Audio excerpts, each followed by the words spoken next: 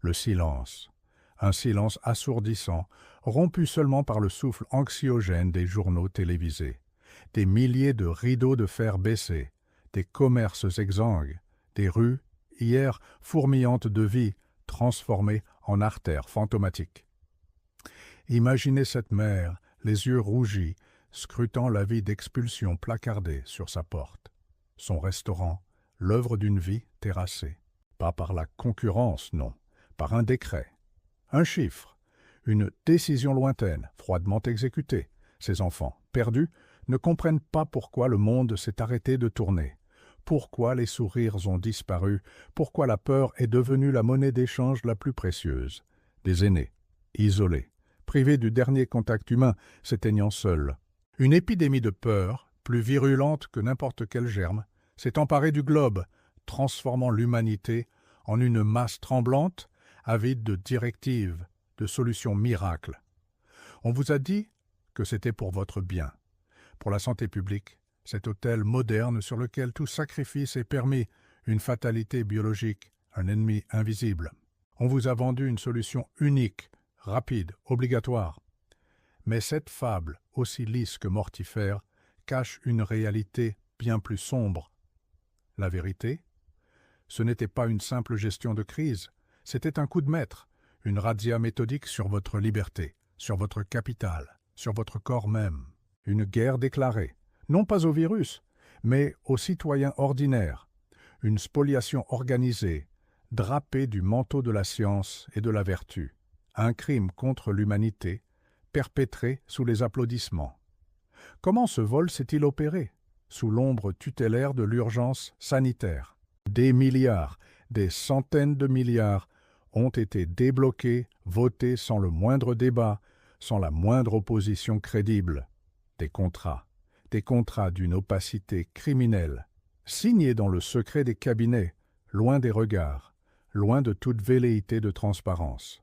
Pfizer, Moderna, AstraZeneca, des noms devenus omniprésents, prononcés avec la dévotion que l'on accorde aux sauveurs.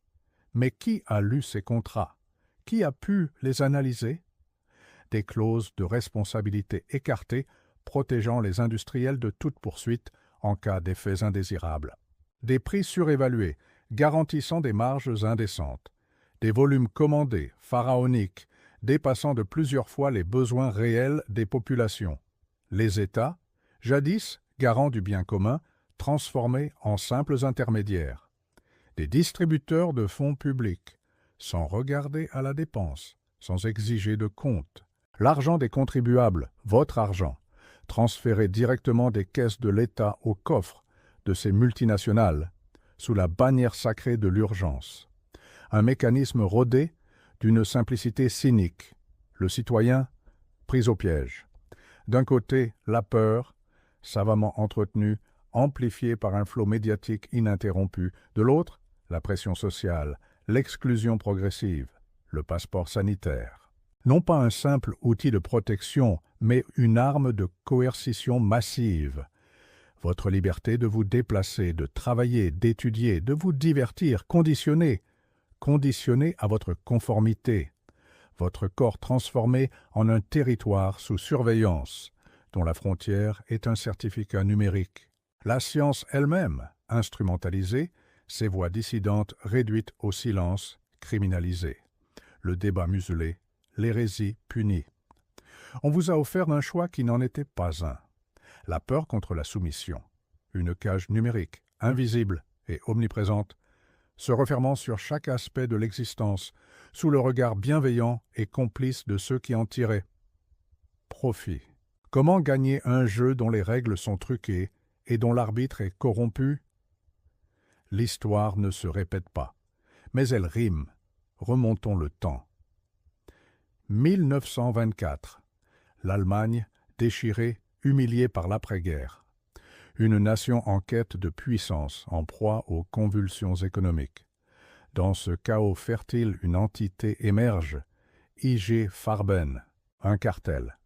Pas une entreprise, mais une hydre aux 9 têtes née de la fusion des géants de la chimie, Bayer, BASF, Hoechst et d'autres. Son ambition? Dominer le monde par la science et l'industrie. Très vite, IG Farben n'est plus seulement une entreprise, c'est un État dans l'État. Elle possède ses propres mines, ses usines, ses laboratoires de recherche de pointe, elle produit tout, des engrais aux explosifs, des médicaments aux gaz toxiques. Elle tisse sa toile, discrètement mais implacablement, dans les rouages du pouvoir politique. Ses dirigeants, plus que des industriels, sont des architectes de l'avenir, des visionnaires aux dessins obscurs. E.J. Farben fut l'architecte silencieux de l'effort de guerre. Dès l'aube des années 1930, elle est devenue le pilier économique et scientifique d'une machine qui allait bientôt déferler sur l'Europe. Ses produits sont devenus indispensables. Les carburants synthétiques, les caoutchoucs, les explosifs pour les Panzers et les Stuka, les médicaments pour les soldats, et plus sombre encore, les gaz neurotoxiques. L'État, confronté à la crise existentielle d'une guerre totale, s'est retrouvé à genoux devant cette puissance industrielle. La souveraineté nationale, mise en gage. Le gouvernement, transformé en simple exécutant des volontés d'un cartel. Les citoyens, eux, étaient les rouages de cette machinerie, sacrifiés sur l'autel de la production, de l'idéologie et du profit. Ils travaillaient, combattaient et mouraient, sans jamais soupçonner que les véritables maîtres d'œuvre de leur destin étaient tapis dans l'ombre des conseils d'administration, orchestrant une symphonie macabre dont ils étaient les instruments. Des millions de vies brisées, non seulement par les bombes, par la faim, par la folie, mais aussi par la corruption systémique qui liait la politique à l'industrie. Des populations entières exploitées, forcées de travailler dans les usines d'I.G. Farben, souvent à proximité des camps de la mort. Des connaissances scientifiques détournées de leur but originel pour servir la destruction et le profit. Des choix de santé publique, ou plutôt d'hygiène raciale, dictés par des intérêts privés, cautionnés par l'État. L'horreur des camps, oui, alimentée par des composés chimiques, comme le Zyklon B, produit et distribué par des filiales de ce même cartel. C'était la leçon la plus brutale de l'histoire, ce qui arrive lorsque le pouvoir politique et le pouvoir économique fusionnent, sans contrôle, derrière des portes closes, au détriment de l'éthique et de la vie humaine. Une leçon que nous pensions avoir apprise. Hier, c'était E.J. Farben qui tissait sa toile d'influence et de pouvoir. Aujourd'hui, d'autres géants de l'industrie pharmaceutique répliquent ce modèle avec une efficacité glaçante, des contrats secrets d'une ampleur inédite passés entre les États et ces entreprises, des clauses de confidentialité aveugle où la soi-disant propriété intellectuelle du remède est utilisée pour masquer la vérité sur les prix, les risques et les marges.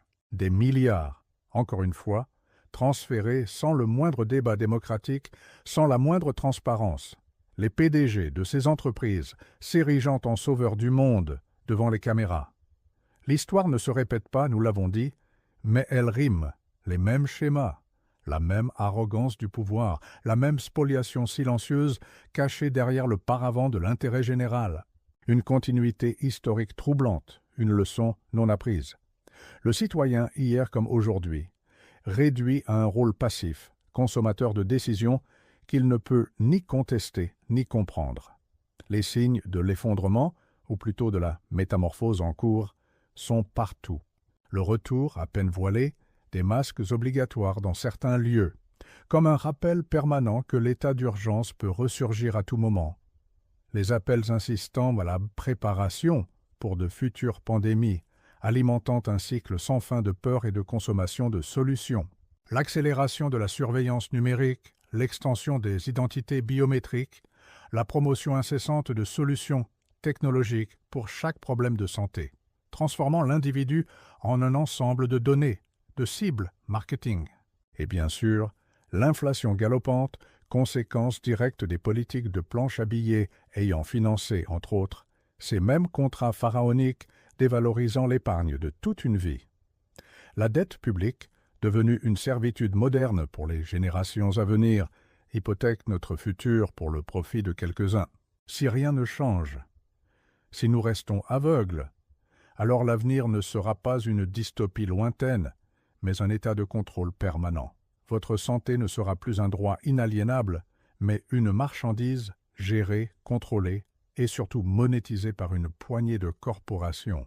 Les gouvernements, devenus de simples sous-traitants, des enforcés zélés de ces empires privés.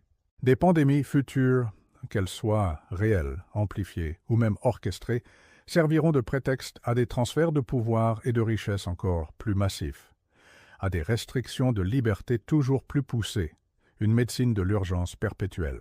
Un citoyen sous surveillance constante, enfermé dans un système où les entreprises privées sont les arbitres ultimes de sa liberté, de son corps, de son existence. La perte de notre humanité, morceau par morceau. Le véritable pouvoir ne réside pas dans le système qu'ils construisent, mais dans votre capacité à le contourner, à le défier par votre autonomie. Cessez d'être une simple donnée, un consommateur passif. Cultivez l'indépendance intellectuelle, apprenez à questionner, à filtrer la propagande, à chercher la vérité au-delà des récits officiels. Renforcez votre résilience physique et mentale pour ne pas être vulnérable à la peur qu'il instrumentalise. Développez des compétences utiles, non délocalisables, qui vous affranchissent de la dépendance économique. Et surtout, réappropriez-vous la souveraineté de vos choix. Comprenez que votre capital le plus précieux n'est pas l'argent qu'ils cherchent à contrôler, mais votre esprit critique, votre liberté de penser, votre capacité à agir de manière indépendante. Investissez dans l'or, dans la terre, dans le savoir. Non pour vous enrichir au sens où ils l'entendent, mais pour vous protéger de leur emprise. Le système qu'ils érigent est puissant, mais fragile, bâti sur le sable mouvant de la peur, de l'ignorance et de la conformité. Notre mission, à l'Archive du Capital, est de percer les voiles, de révéler ces crimes silencieux, de déterrer les vérités cachées. Pour comprendre les rimes de l'histoire, pour anticiper le prochain acte de ce théâtre macabre, pour armer votre esprit face à la manipulation, abonnez-vous, activez la cloche, car l'Archive du Capital est votre sentinelle, votre lumière dans l'obscurité grandissante.